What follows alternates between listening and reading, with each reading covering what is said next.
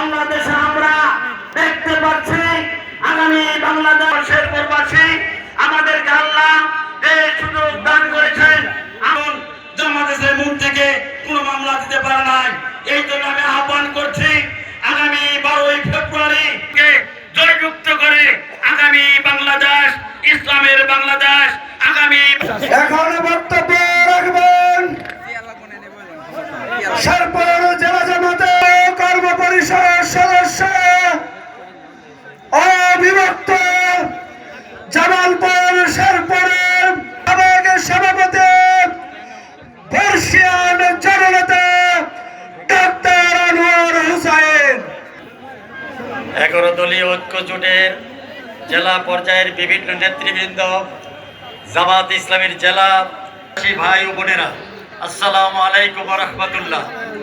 সংগ্রামী বন্ধুগণ, আকাশের নিচে দাঁড়িয়ে এই দেশের স্বাধীনতা এবং সার্বভৌমত্ব মর্যাদার সংগ্রামী বন্ধুগণ, স্বাধীনতার পরে এই দেশটাকে এই পর্যন্ত যারা ক্ষমতায়